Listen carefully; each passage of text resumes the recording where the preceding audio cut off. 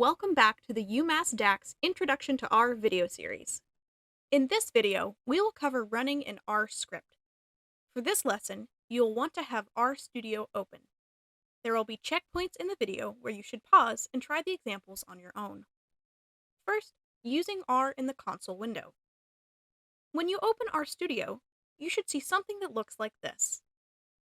In previous videos, we learned that this window is called the R console. The R console is the engine of R. You can type R commands into the console and they will execute.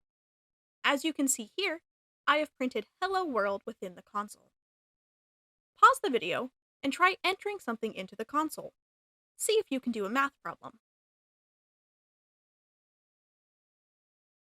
You should have managed to do something like this. Make sure to use parentheses and think about order of operations when using R as a calculator. Here, you can see that I used the up arrow on my keyboard to continue editing my previous input. Now, let's talk about writing a basic R script. Generally speaking, writing commands straight into the R console window is a bad idea. Your work is not saved, and therefore it is not replicable. You can think of this like a video game.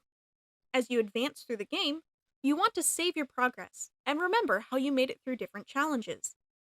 As you code more, you will find yourself repeating certain actions.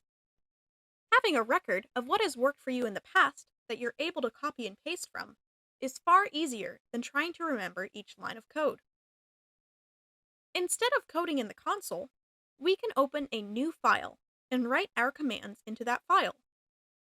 At the top of your RStudio window, click File, New File, R Script. The file that opens in the top left quadrant of RStudio is a script that can be saved. Notice that the R editor window can help us with auto-completion. Here, it auto-completes both library and tidyverse. You will also notice that the text is different colors. This helps you keep track of many things, including parentheses and quotes, which need to be closed for R to be able to run. We can run individual commands directly from the R editor window. Just hit Ctrl and Enter. Pause this video and try writing and running a few lines of code on your own. If the syntax file has multiple commands, the whole thing can be run at once. Pause this video and try running multiple lines of code at once.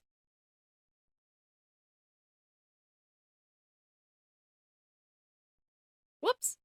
It says I need to save my syntax file. I am now going to save the syntax file somewhere I can find it again. Remember, you may need to change your working directory to easily save and find files. Rewatch the Week 1 lecture on working directories if you need help. That concludes the lesson for this video. Be sure to pause here and make sure that you can complete this checklist.